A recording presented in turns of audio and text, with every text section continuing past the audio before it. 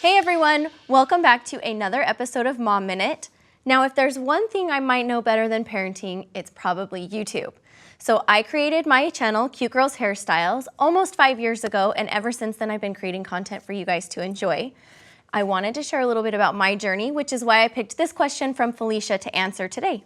She asks, I want to start my own YouTube channel, but how should I start? How did you do it? The first thing you need to do if you're gonna start a YouTube channel is to set up a YouTube account. Now this is really easy, it doesn't take very long, and if you have a Gmail account, you already have a YouTube account because they're now linked. So simple, basic, very easy first step. The second thing you need to do is just decide what your content's going to be about. Now, this is something you want to be passionate about because if you're gonna do a channel, you're gonna be posting regular content about this subject matter. And it can be anything and everything. It can be painting your nails or making paper airplanes or your children. It can be whatever that you love that you're really, really passionate about. But go into it knowing that it's not gonna just take off and rocket like crazy, probably, and you're not gonna just be making tons of money right off the gate, so you need to be patient, and because of that, it needs to be something that you just enjoy for the simple fact of doing it, sort of like a hobby. If you're going into it and thinking that it's gonna be an instant career, you're probably not gonna be super happy with it, at least in the beginning stages. I would say the next step is pretty simple, get a camera. It can be anything and everything. When we started our channel, we were using this really, really basic flip cam. It wasn't even HD, it was really bad quality, but it worked, which is the point.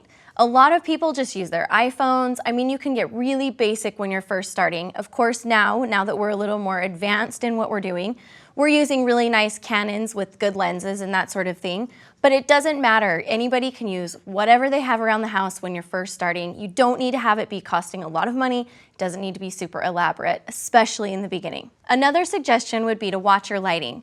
Now, again, when you're beginning, you don't want to invest in a lot of equipment, so simply use the natural light that's around you in your home. Find a room with a good window, put your setup in front of that window, and film in the middle of the day when the lighting is really nice and you can look beautiful when you're filming and everyone can see everything around you. Now, when you get a little more advanced, you might want to invest in some good lights, that sort of thing, but that's for later after you've done it for a while. You don't need to do that to begin with. One thing that I feel is really important is just to be yourself.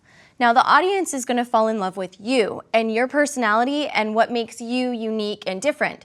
They're watching your channel because they're interested in you, not because they think that you're just like somebody else, or they would go to their channel. So really focus on that and be yourself. Don't be afraid to say hello in the camera. Don't be afraid to involve your kids if that's what you have, or your animals, or whatever that makes you fun and different. Now, if you really want to be a serious YouTuber, what I would recommend is downloading what's called the YouTube Playbook.